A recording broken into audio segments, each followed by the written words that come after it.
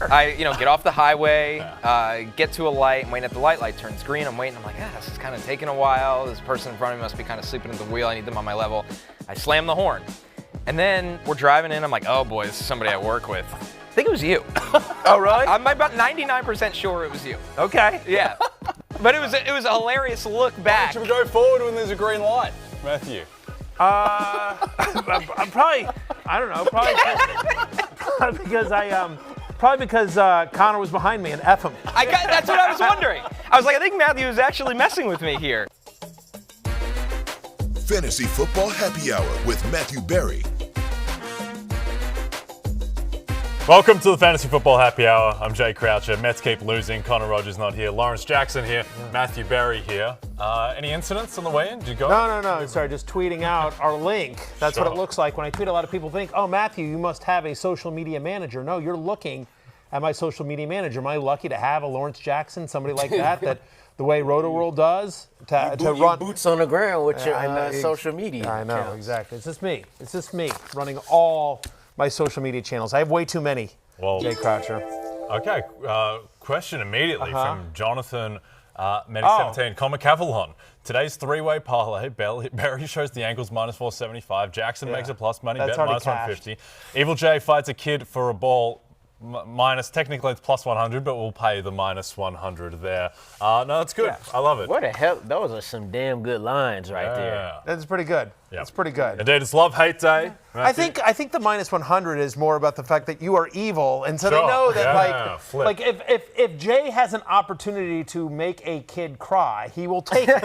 Yes. It doesn't always need to involve a foul ball. It can be anything. It can be taking candy. It can pushing them out of the way. Yeah. It can ruin a movie for them. My recently turned 5-year-old daughter Remy, she asked me if she could have the foul ball, and I told her, Remy, if you want the foul ball, you can get on the train to the Bronx and you go catch one yourself. That's exactly right. Give it to her. Yeah, exactly. Absolutely. How else is Remy going to learn? Yeah, exactly. 100%. No one Tough gives luck. it to you. You got to take it. We're going to get to love-hate and all the silliness that accompanies it. But first, on a more serious note, today, first responders drink free.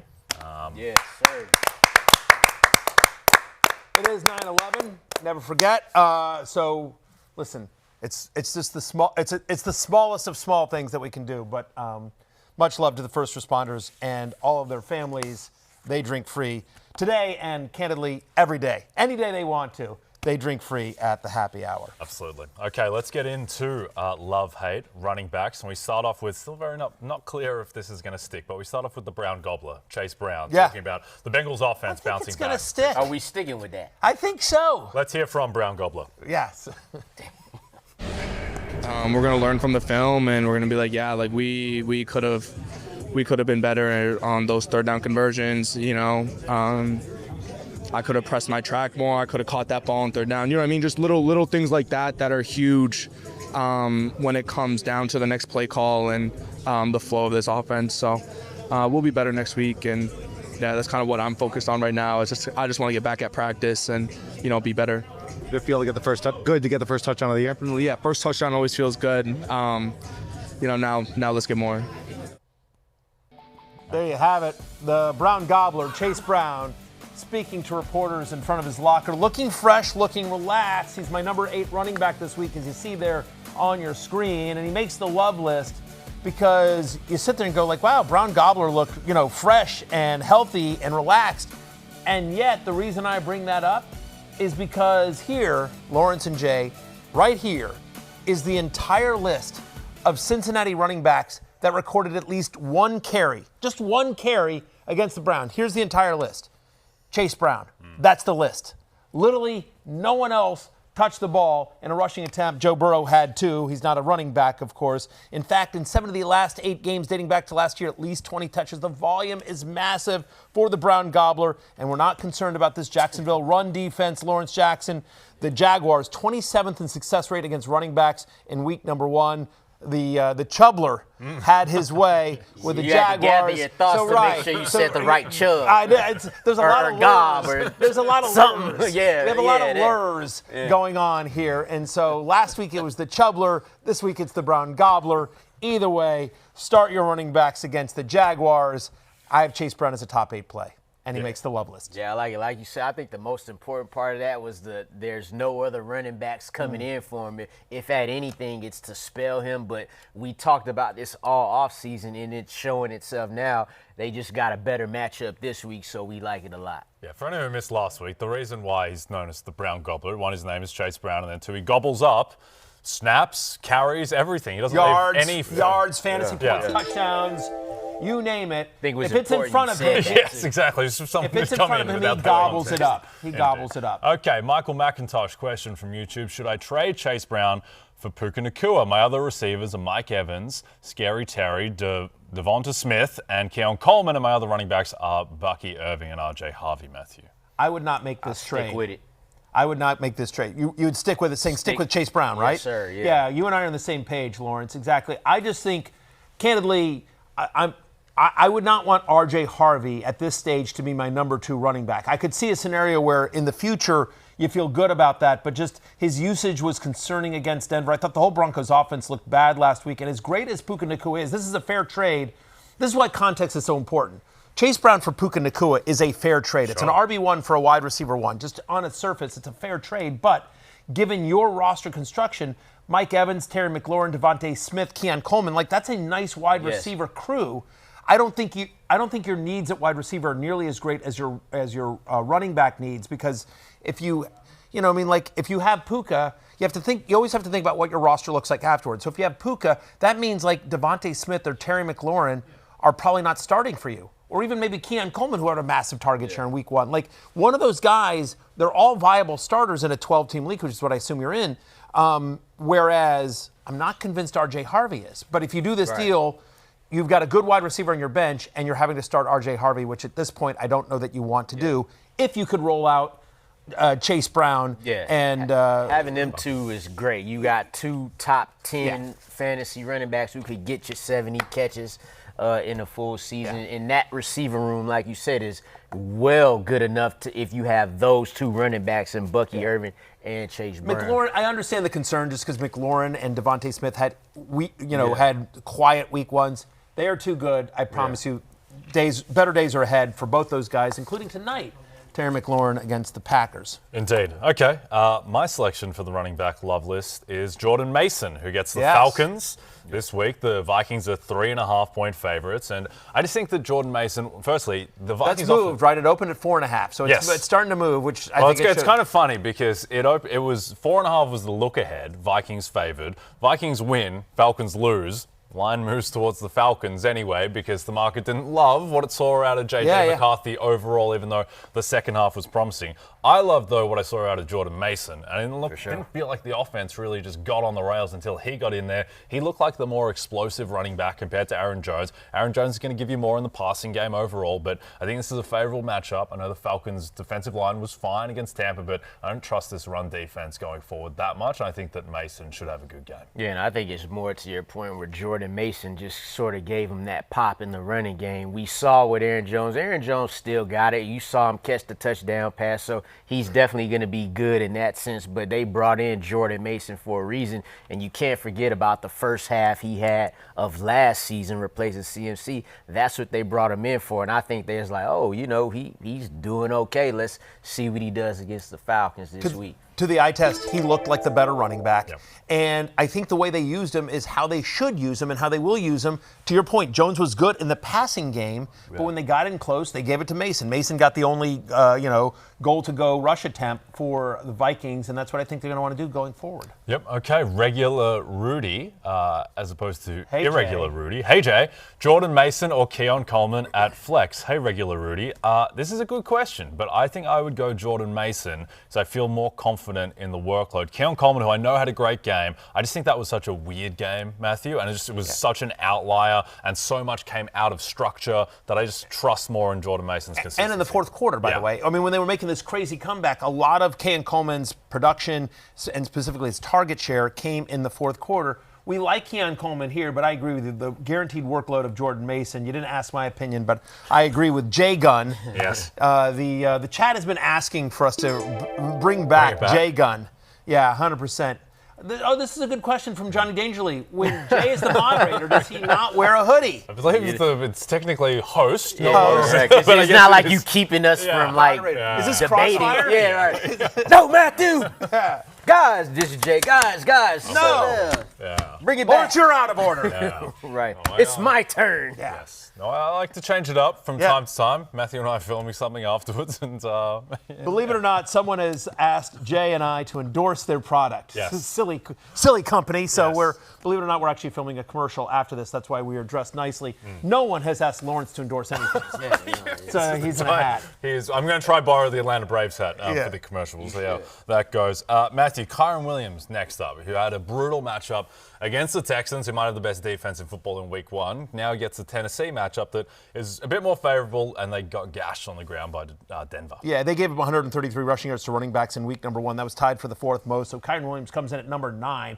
I'm in an RB1 this week. He makes the love list. We talk about volume, right? So Chase Brown saw every running back carry for the Cincinnati Bengals. Kyren Williams saw 90% of the Rams' running back touches in week 1. He played 91% of the snaps. So again, just running backs with massive workloads. They are true RB1s. They're in my top 10. It's worth noting that the Rams are the 3rd biggest favorites in week 2. They're favored by 5.5 points. So we expect them to be up against Tennessee, running, instilling their will against the Titans. Wow. Tighten down. Yes, tighten down. Lawrence, I thought Matthew Stafford looked phenomenal against the Texans, just in terms of how spry that he was. I think that bodes well for Kyren Williams, that offense going forward. Especially when all the offseason stuff was going on with his back stuff. It's nice to see that it didn't take him long to like get going, especially coming off a year last year where it wasn't his best. Yep. Okay, your guy on the love list, Lawrence, is James Conner, perennially underrated, looked explosive and fine against the Saints, even though Trey Benson cut into his workload a bit. Now he gets a super favorable matchup. Yeah, like him too, by the way, because the Carolina Panthers run defense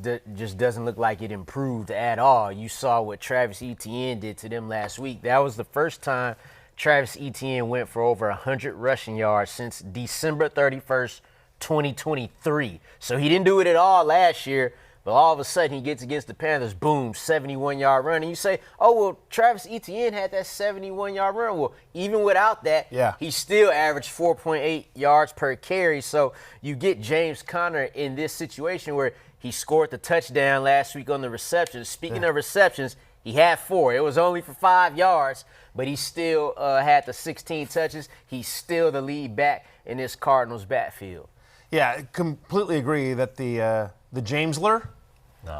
Just trying to get out the there. The worst one was when you tried to call Trevor Lawrence the Traveler, which is I atrocious. disagree. I think but that's like, what's the... Screw you guys. I think the Traveler is going to stick. The Jamesler is a little bit of a stretch. Who was the 4th-string running back on the Jets? The Chase Strevler or whatever? It sounds too much like that. He was the old quarterback. Yeah. Sorry, quarterback. Shout out to Chris Strevler.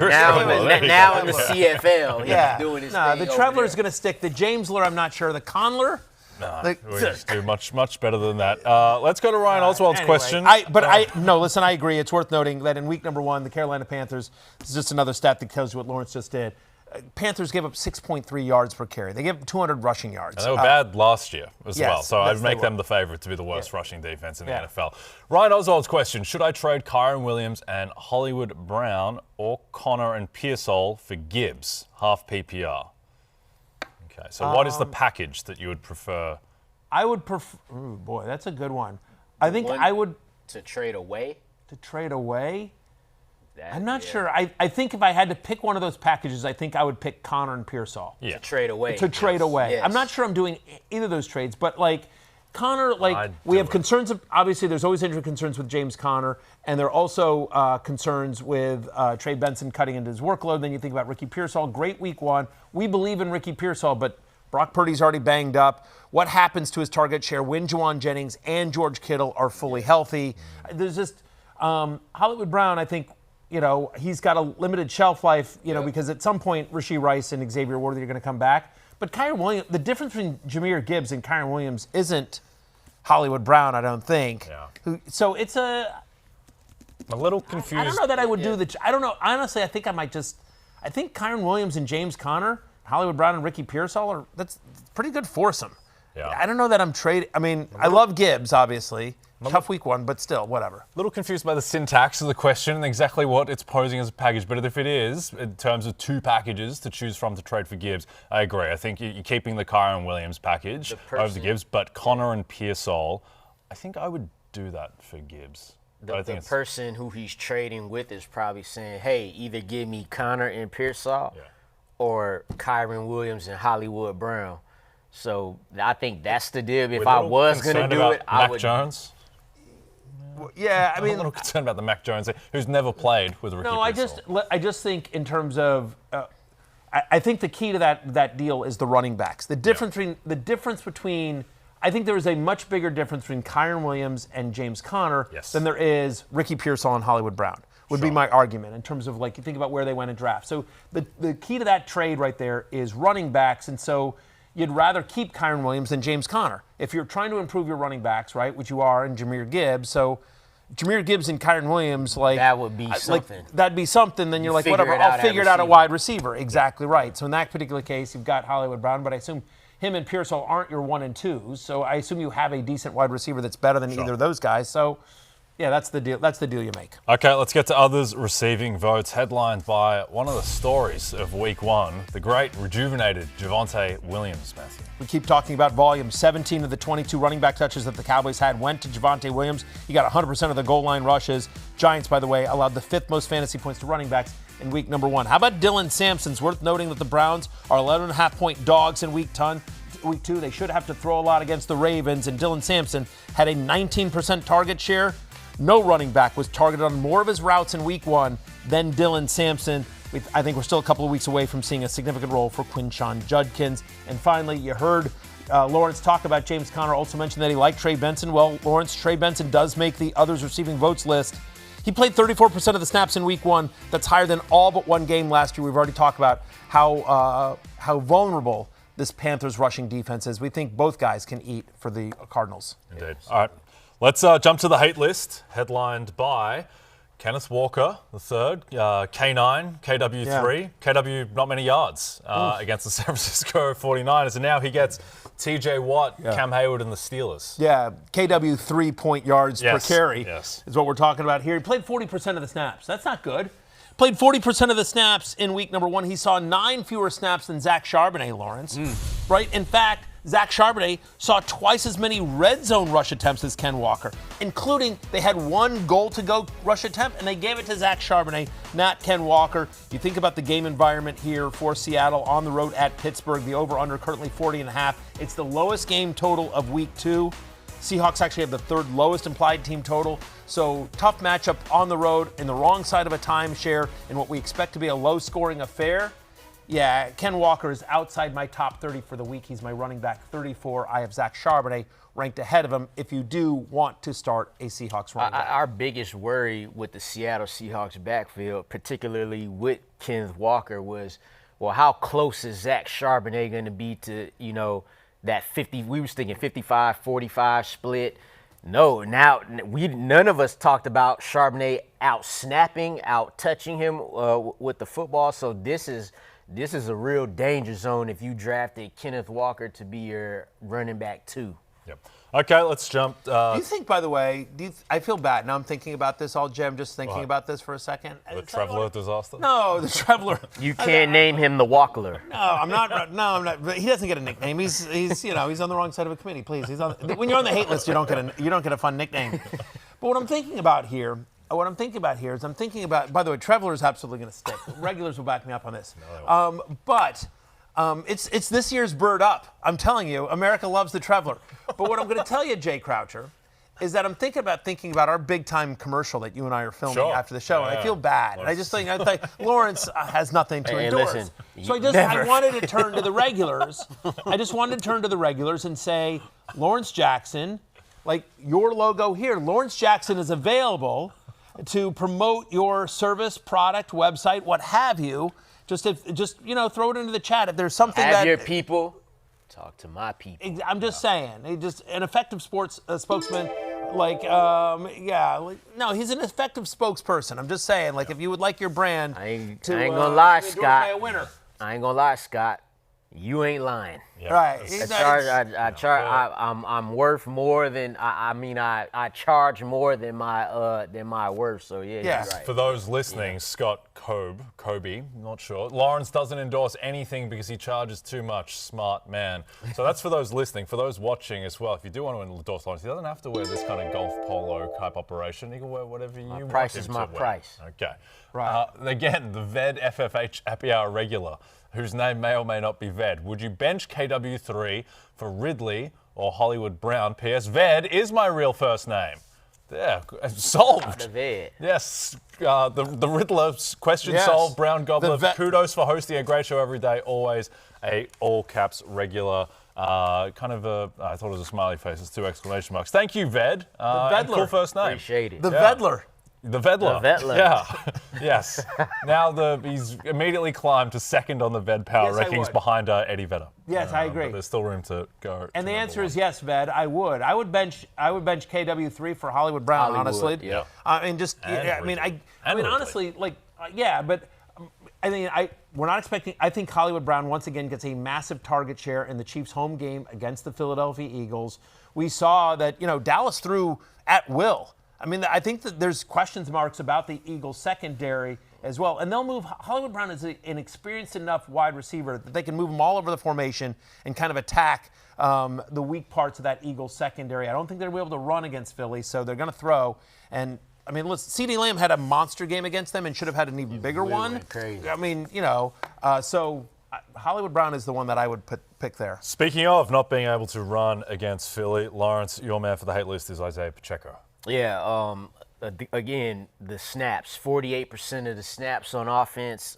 Kareem Hunt had 40. Kareem Hunt actually came up with some key third downs in that game, too. 50% of the running back touches. For your top running back in fantasy, you like that number to be around at least 65, 70%. Oh, then there's the fact that the Eagles are tougher against the run than they are against the pass right now. Jalen Carter, who got suspended famously in week 1, he's back in week 2. And again, I think the Chiefs are going to try to exploit this Eagles defense through the air as they're still trying to figure things out in the back end. Isiah Pacheco could have, if they're by the goal line, he could get in the end zone like that. But it's not going to be through volume. It's not going to be through efficient running. That's the only way Isiah Pacheco is going to be able to get it in this committee that he's in. Yep, Jalen Carter back as well, no suspension for him, and he should help fortify the Eagles' run defense a bit. I'll throw DeAndre Swift onto the hate list. Okay. Didn't look great. Didn't look super explosive. I think that offense is going to have some growing pains just in general. It'd be nice if Kyren Williams could get the ball out a little bit quicker. And now he goes up against a Detroit rushing defense that, for all Detroit's sins against the Packers, the rushing defense was fine. It looked good. Josh Jacobs was not super efficient on the ground. It was a solid rush defense last year. They're healthier. Aiden Hutchinson back, defensive line. I think that's going to be a tough team to run on all year. And look, Detroit are 6-point favorites, so you'd expect Chicago to be in a bit of a throw script. Yeah, for sure. The only thing that would give you confidence after Monday night in DeAndre Swift is volume. Yeah. And so again, as they're reasonably heavy underdogs in a game where we don't expect them to run the ball effectively, it would make sense that they're going to just have to bail on their run game. That DeAndre Swift is not going to get the volume that he saw in week 1. Indeed. Okay, let's jump to the pass catches, where we heard from JSN on getting a huge target share in week 1 and looking ahead to this week against the Steelers. Look, we have threats all around the field, so the more we can use everybody, the tougher we're going to be, and we know that, and we're going to get more opportunities, for those guys to, do their things, because we have a lot of weapons, and we know that. So, I'm excited for us to get another chance, another game under our belt, and really prove that. I understand that, I have to do my part. I have to take care of the ball and, put our offense in, a great position to score and win. So, I definitely point the thumb and make sure that I'm taking care of business on my end. I think Jaxon Smith-Njigba, of course, friend of the podcast, Jay, and Lawrence, just a question for you guys as you see the fact that no one had a higher target share in week 1 than JSN. But with all the accomplishments and accolades that Jaxon Smith-Njigba has accomplished in his life, do you think the pinnacle, when he lies down in his bed at night and sort of thinks through all the highlights of his career, the moments that have made him the superstar that he is, do you think the one that comes up the most, because I think this is when he was on our podcast, and I showed him the roster of Live at Noon on the Cock, the team that he was on last year that won the championship, that was the back-to-back champion of the League of Assholes. Lawrence, do you think like just being a part of that championship squad last year is something that JSN continues to hold pride in, the way he told us on that day? You know what? No, but maybe a close second to the time he caught 347 receiving yards in the Rose Bowl once. He did do that. Close second. Close second of that. So it's that one? You know, fantasy football happy hour, 347 yards right there with each other. See, I think probably when he's in Columbus, when he's visiting friends in Columbus, probably that's number one. But I feel like when he's going about his day-to-day business, I just sort of feel like being part of my championship team is probably more impressive. But either way, we love JSN here. He's been fitted for his ring. Hold on. First, two things, Matthew. Yes, one, sir. when I say we heard from JSN earlier in the week, that usually means we're going to throw a sound from JSN so you can hold back from speaking next time. He was ready. I don't listen on the pre-show call. You know that. I don't pay attention on the pre-show call. Yeah, okay. Poor Adam Wine's going to have to edit that out. Secondly, you know whose team he is on this year? The great JSN. Well, he would be a chubby leather daddy. One of the thinner chubby leather daddies, but he's part of a juggernaut. By the way, after he helped you out of the Tyler Lockett gate of Week 4 last year. Yes, exactly. So I love JSN. Also, I was absolutely lambasted in that draft room for taking Justin Herbert as like QB 20. How does that look now? It looks really good. How does that look now? It looks really good. To pair with Jalen Hurts? You know what, Jay? Tandem. Not by me, Jay. Yeah. Yes, thank you, Lawrence. Not by me. In fairness to me, I was just lambasting you regardless. Yes, it wasn't really specific to any one pick. It was Jalen Hurts, pick 4? Exactly. Yeah. It was just Jalen Hurts. No, it was just sort of like, have I run out of ignoring your kid jokes? Sorry, let me just pick a player on your team. Yes. Yeah, exactly. Okay, so JSN's going to get peppered with targets against the Steelers. Exactly. JSN might compete for highest target share of any player this season. I mean, he currently leads the league. You saw the graphic, 59%. Think about what Garrett Wilson did to these Steelers in week number 1. 22.5 fantasy points for Garrett Wilson against these same Steelers. He went 7 for 96 and a touchdown.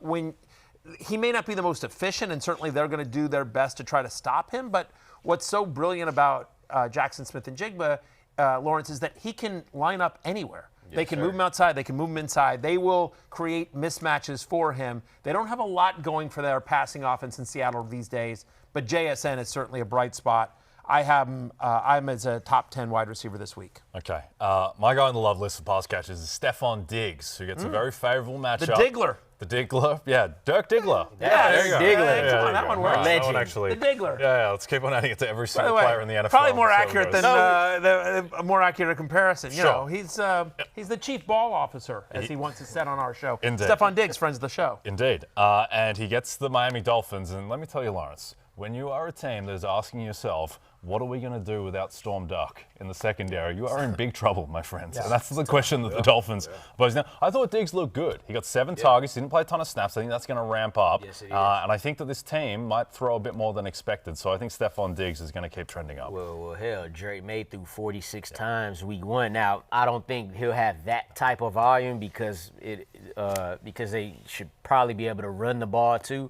But Stefon Diggs, to your point, I think that lower snap count was just kind of getting him back ready. You know, he came off the injury last year. So, yeah, Stefon Diggs, I'm with it. Okay, a man that he faced off against on the weekend was Jakobi Meyers, who came out the right side of that, and he gets the LA Chargers. Matthew, we talked about JSN getting a disproportionate amount of target share. Jakobi Meyers isn't going to be in that type of range, but he's the clear number 1 receiver. Since week 3 of last season, you want to talk about sample sizes. Since week 3 of last season, Jakobi Meyers is the 15th best wide receiver in fantasy football. He's a top 15 wide receiver since week 3 of last year, almost an entire season. He's averaging 15.7 fantasy points per game, 30% target share last week. He caught 80% of his targets. And oh, by the way, your beloved Chargers, your Bolts. Yes, bolt up. Jay Croucher, bolt up. They allowed the second most yards to the slot in week 1, where obviously Meyers spends a lot of the time. We talked about this on Monday. Geno Smith looked good. Geno Smith looked good. We like the Chargers offense quite a bit. We think they'll be able to move the ball against that Raiders secondary. So you know what? Geno is going to have to throw. I have Jakobi Meyers as a top 20 play this week. Irish 54SW33T. That's sweet, but with threes instead of E's. Is that what it is? Irish Sweet? 54 Irish sweet. 54 Sweet? Yeah. Irish 54 Sweet? Yeah. Is that a player that I'm not, is that like a Notre Dame player that I'm not aware of? I'm unfamiliar here. Okay. I can't help you. Anyway, either way, Irish 54 Sweet wants to know, half-point PPR flex, Jakobi Meyers or Travis Etienne? Are we buying into the Etienne resurgence? And the answer to me is yes. I am buying into the Etienne resurgence. And by the way, you know who else is buying into the Etienne resurgence? The Jacksonville Jaguars, because they shipped Tank Bigsby off to Philadelphia. Yes. They said, we got to clear more room for Travis Etienne. Yes. This one's honestly a tough one. I think here's what I will say. I don't think you can go wrong, because I like both guys here. Yeah. Half-point PPR, that hurts Myers a little bit. I think I might go with Etienne in this particular case because it's half-point PPR. If it was full PPR, I think I'd go with Myers. Yes, I believe in the Etienne-essence. I think that, to your point, just the institutional kind of directional, just the signal that you get from them moving on from Tank Bigsby and how good that Etienne looked in week one. Looked healthy, looked explosive, and just Liam Cohen, as we saw last year, how favorable his scheme is to running backs. Also, Trevor Lawrence, you man the Trevor, he didn't look great against the Panthers, so they might need to lean on the run a little bit until he gets up to speed. He definitely didn't look great. And just who has the better chance at a touchdown, Jakobi Meyers or Travis Etienne? It's obviously Travis Etienne. Chris says, LOL, Grandpa Barry. Reading YouTube usernames never gets old. Yeah. I'll tell you something, Chris, and I don't like to defend Matthew, but Matthew's ability is like, you got good vision, Matthew. You got good eyesight, because I'll tell you what, George Savarickas, he really struggles I'm to going to read. say your vision's better than mine. Yeah, fair enough. I mean, you're in Because glasses. the screen that we're reading these off, it's relatively far away. So that 1 point against the grandpa-ness of Grandpa Barry. I mean, I'm definitely a grandpa, but by the way, Chris is your username. So, I mean, it's like, I was able to nail that one. How about that? Yeah. Okay, let's go to another man who can see lots of things. Deebo Samuel, who looked a little bit like Deebo Samuel on the weekend. We talked about it last week, the whole target share thing. 34% of the Commanders receiving targets in week one. And I said that last week that it was a potential to be that way because the Giants, their pass rush, that's going to force Jaden Daniels to get the ball out quick. He did it, 7 catches, 76 yards. Well, now you're going against Micah Parsons, Rashawn Gary. You're going to have to get that ball out quicker. You're going to have to get the ball over the middle. We know Terry McLaurin is their down-the-field threat, but I think tonight the Thursday Night Football Commanders offense is going to want to be more methodical, and whoever's made that comment about me putting a plus money bet is not lying, because I will be doing that, and it will have to do with Deebo Samuel. Oh, I like that. Okay, another guy who we bet on the weekend, Tyler Warren, over 36.5 receiving yards. That cashed against the Dolphins, and now he gets the Denver Broncos, Matthew. Yeah, by the way, I mean, think about how this game plays out. Pat Surtain is probably going to be on Michael Pittman, right? So if you were Daniel Jones, who are you throwing to? Yeah, not Michael Pittman. Not Michael Pittman. Yeah. You're like, all right, well, let me forget Michael Pittman. Who's around? Oh, there's Tyler Warren, who was targeted on 37.5% of his routes in week one. That was the highest among any tight end that ran at least 15 routes. So of the tight ends that ran at least 15 routes, nobody was targeted on more of their routes than Tyler Warren. 2 first names, always a crowd pleaser. The only tight end that had a higher yards per route run in week one, Brock Bowers. That's the kind of conversation and company that we're talking about here with Tyler Warren. You see it right there on your screen. He's my tight end 3 this week. Even against the Denver Broncos, Tyler Warren, 2 first names, always a crowd pleaser. Love me some Tyler Warren. It has never gone out. My love has been strong throughout the preseason. Let the people not forget too, Matthew. Very little detail, but it could matter.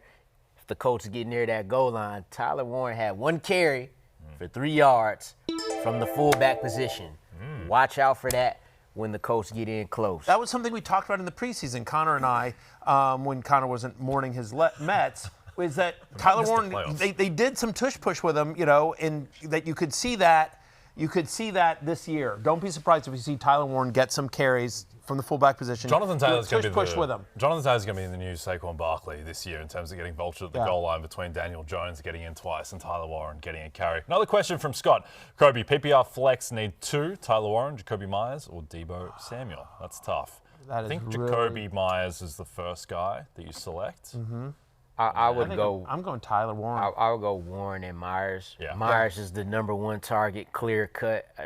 Obviously, I like Deebo. Just talked about him, but he's not. Well, they're playing. Listen, they're playing tonight on the road at the Packers on a short week. Packers defense looked awesome last week as well, and so the Commanders haven't had a ton of time to prepare. The expectation here is you probably see more Terry McLaurin. He's not fully ramped up, but just over under 49. Over under 49, which sort of just tells you in terms of Deebo Samuel's expectations per our friends at DraftKings. So I think for me, Tyler Warren and Jakobi Meyers, Jonathan Medic 17, right? That's what. Yes. Yeah, I mean it's Jonathan Medic 17 says 2 legs of the bet have cashed, and I'm 98% sure Evil Jabler fought a kid during the break. That is true. Jabler. Yeah, the Jabler. Creative Actually, monster. you know what? That might stick. Yeah. I think that's better than J-Gun, Lawrence. What do you think about the Jabler? Jabler. The Jabler. J-Gun actually it correlates to something. This is just like, but that's the point of the saying letters at the end of words. The point of all these nicknames is that they don't have anything to do. Sense. Yeah, it makes no sense at all, Jabler. Okay, let's get to others receiving votes. Headlined by Jables. Ricky Pearsall, who has a new quarterback, unfortunately for him, because he's establishing a nice rapport with Brock Purdy. He'll have to establish that rapport, Matthew, with Mac Jones, but it's a fairly soft landing spot in New Orleans. Yeah, by the way, George Kittle's out. Juwan Jennings dealing with that shoulder injury. He's had 4 career games with at least a 17% target share, which you would expect to get against New Orleans, averaging almost 20 points per game in those games. We talked about Hollywood Brown against Philadelphia earlier, had a 42% target share in week number 1. How about Keenan Allen, who had a 78% route participation, a 29% target share, which was a team high. Worth noting the Raiders allowed the 6th most fantasy points to wide receivers in week number 1. Club said is always open. Cedric Tillman, his last 5 full games dating back to last season, he's averaging over 18 fantasy points per game.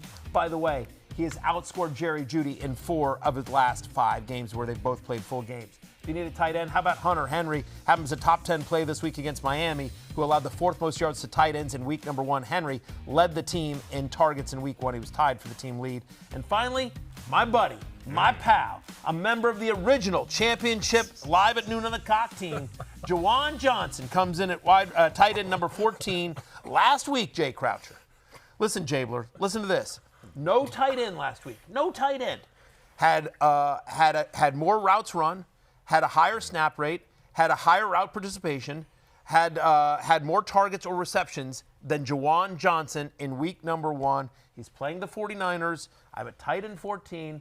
All I'm saying is, if you're desperate, you could do worse and probably have. Yeah, you neglected the minute. He did drop the game-tying touchdown with 5 seconds left, but there's 3 guys. But he had that opportunity. There's 3 guys in that offense in terms of But pass he had catches. the opportunity. It's Olave, Shaheed, and Juwan Johnson. That's and right. Kamara out of the backfield. Spencer Rattler also. My man, Spence Rattler, he looked competent. Yeah. Looked fine. They may have the better quarterback in that matchup against San Francisco. We'll see. We should call him the Rattler. Yes, the Rattler. Well, yeah. See what I did there? Yeah. The lure. The Rattler. Yeah, I tweeted that out like 8 months ago, man. That headlines I the don't hate follow you on list. Twitter. Yeah, that's why. See, you need to follow something good. Yeah, that nickname headlines the hate list, and the second guy on it is Michael Pittman, who we spoke about before. It's pretty self-explanatory here. He gets Pat Surtain, the best corner in the NFL. Man. Yeah, who held Calvin Ridley to just 27 yards in week number 1. The over-under in this game, 42.5. It's a bottom 5 game total.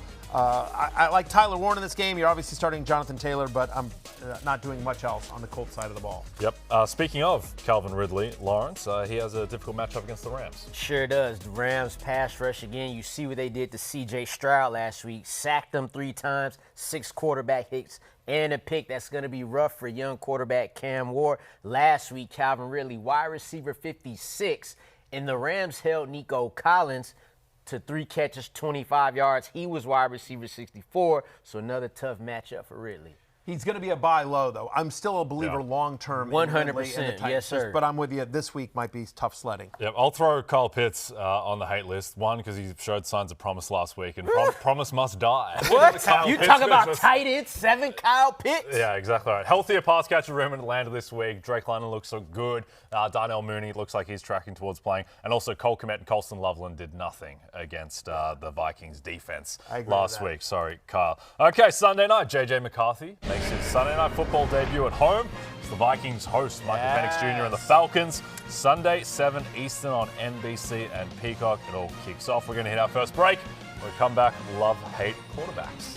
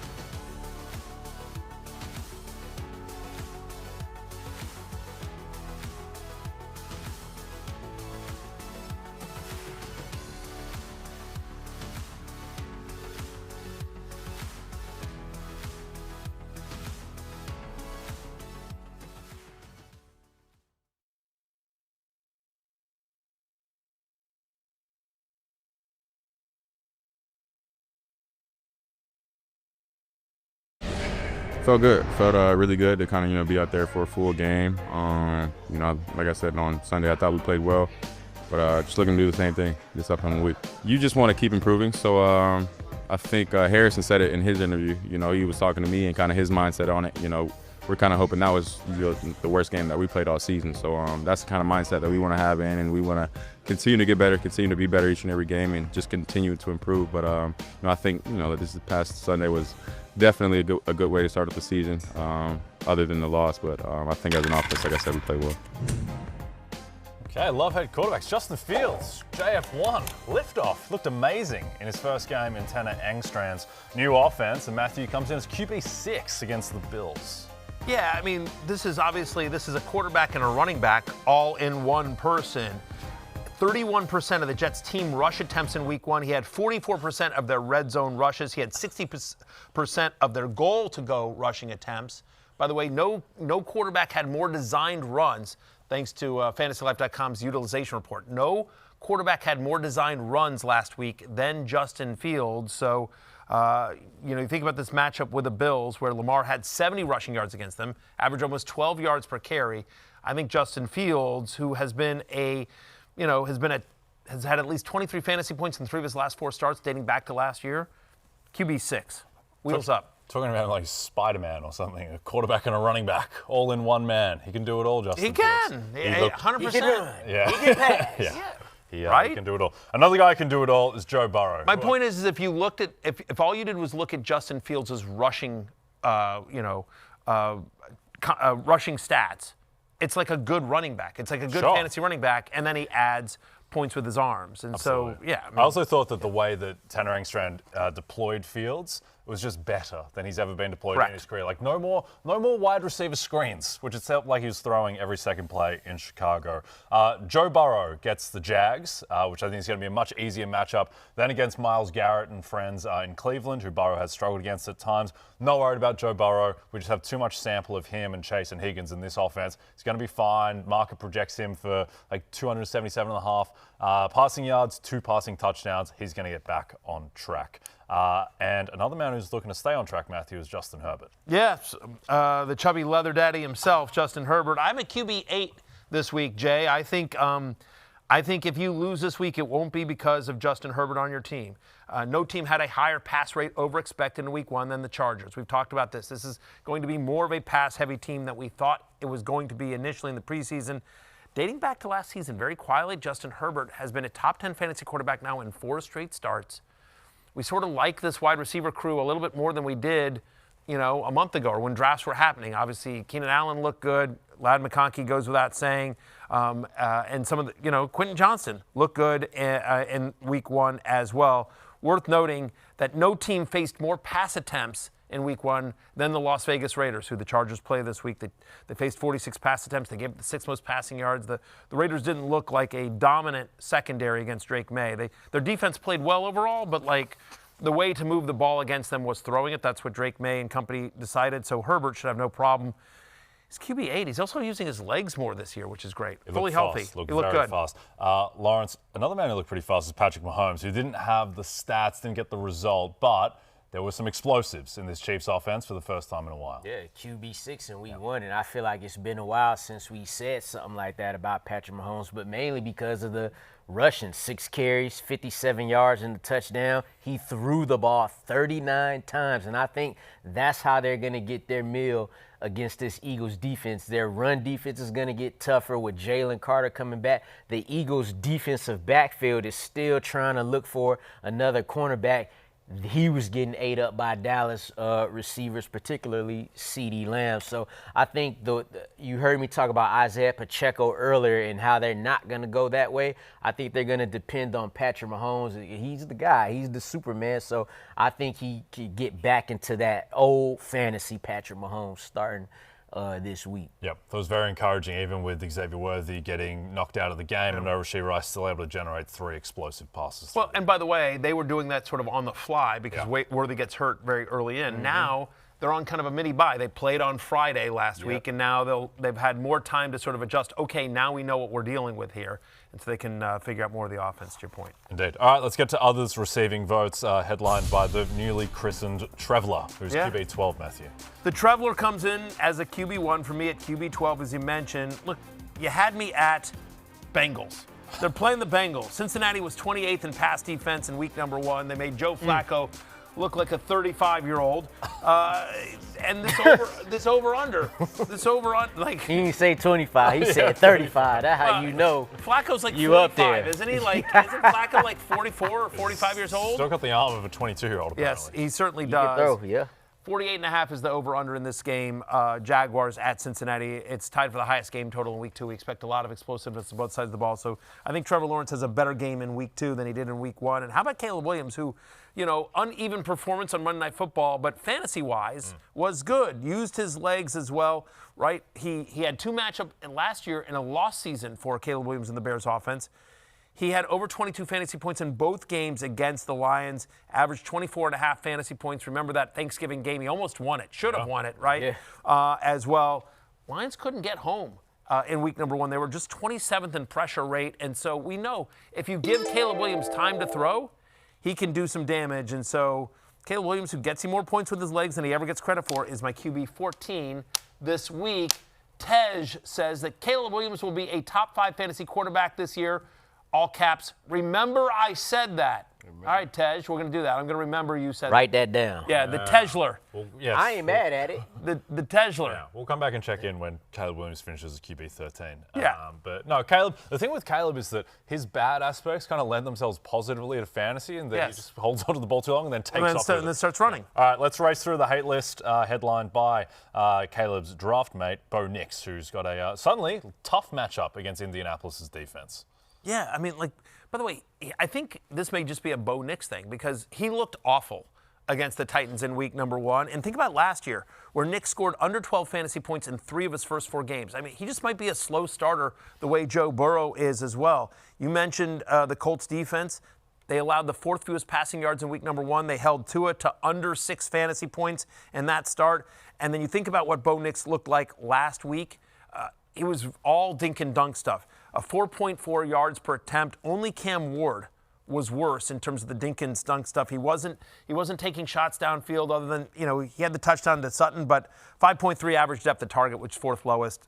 He's outside my top 15 this week, Bo Nix. Other side of that matchup, Daniel Jones, who now gets a tougher matchup than week 1. Yeah, quarterback 3 in week 1. All I'm saying is I don't think he's going to get that again against this Denver defense.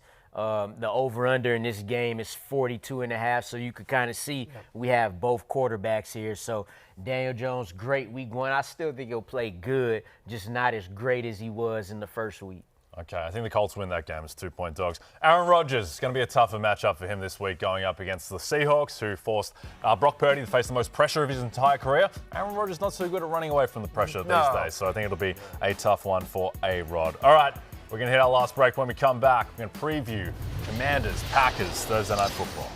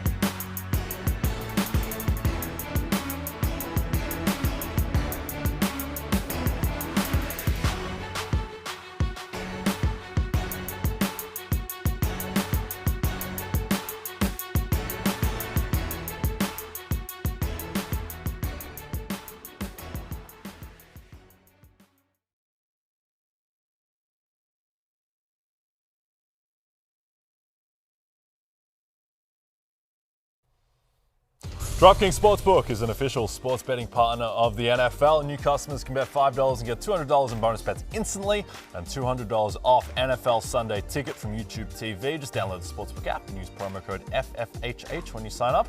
DraftKings Sportsbook. Oh, the crown is yours. The crown is still yours. The crown is still yours. Okay. Look at the most bet props for Packers, Commanders. Thursday Night Football. A lot of Jaden Daniels, a lot of Jordan Love. Jaden Daniels alt rushing yards, 40 plus, minus 175. Josh Jacobs, 60 plus rushing yards, minus 284. And JCM, alt rushing yards, 40 plus at minus 126. I'm going to stay Bill away. Krosky Merritt. There you go. I'm going to stay away from the offensive side of the ball. I'm going to go with my friend Micah Parsons over a quarter of a sack. So he just has to get half a sack, basically. Minus 127. I know he's not going to be on a full snap count. He played 30 snaps last week. I think that will ramp up, and he's going to over-index on playing pass rushing snaps. So when he is out there, he's going to be chasing Jaden Daniels. Jaden Daniels, I think he's a top 5 quarterback in football. He's not afraid of taking a sack. He took the 6th most sacks in the NFL last year. Lawrence, what do you like? I'm going to go with Deebo Samuel. Talked him up earlier today. 6 receptions at plus 132. Again, I think I said last week, don't be shocked if he leads this team in receptions. With the way this Packers team is going to try to get after Jaden Daniels, I expect Deebo to be very involved again in the pass game and the short receiving game. I agree with you, Lawrence. I like both those bets, and I'm also going with Deebo. I think he's going to be involved in all facets of the offense here. Again, short week, Terry McLaurin still ramping up. So give me Deebo Samuel over 4.5 rushing yards. Over 4.5 rushing yards. Look, he had 19 rushing yards last week. He's actually hit this number in his last 3 games dating back to last season. They want to use him. They're trying to be creative in terms of how they use him. And it's just worth noting, like over at fantasylife.com, we project Deebo Samuel for over 10 rushing yards. We actually have a great tool on Fantasy Life if you want to use promo code J10 to get you a subscription. But seriously, what they do is we have proprietary projections. We have a tool that puts them into DraftKings and shows you all the bets on DraftKings and be like, hey, you can pick a game, a player, whatever you want, and be like, we'll show you here's what we project for every player in this game, and here's the line, and here's where we say the biggest difference, here's the biggest edge. And Deebo Samuel over on the rushing yards is one of the best ones today, where again, we project him for over 10 rushing yards, but the line is merely 4.5 at minus 103, by the way, on DraftKings. So I love that bet as well. The crown is yours. I think in this game, fantasy-wise, I think you're starting the normal guys. Obviously on the Packers side of the ball, you're starting Jordan Love if you would. You would start Josh Jacobs if you would. Tucker Kraft. I don't want any part of any of the wide receivers. No Golden. If I can, no Golden. I want to see. Golden was. I'm at wide receiver 49. Right. I prefer Jaden Reed to him, but again, so we have McLaurin and Deebo as a wide receiver. As a mid wide receiver 3, high end wide receiver 4. And I do think both Eckler and Kroski merit our flex plays. Our touchdown dependent flex plays. Packers have a pretty good defense, but you're obviously gonna start Jaden Daniels on the Washington side of the ball. Yeah, lean under 48.5 here with Packers, couple of injuries on the offensive line, and they have an awesome defense. So I think it's going to give Washington some issues. Are you confident? You think you win? I'm nervous. I'm nervous about this one. Fantasy-wise, would you? If this game were in Washington, I'd feel better about it. But having to travel on a short week, I don't know. I'm nervous. Hope we win, but I hope the Packers win. Thanks, Jay. Thanks, Jabler. All right, it's closing time. You have to go home, so you can't stay here. For Lawrence and Jay, I'm Matthew. Hail the Commanders, hail victory. Go take a W tonight. We'll see you back here tomorrow. Peace out.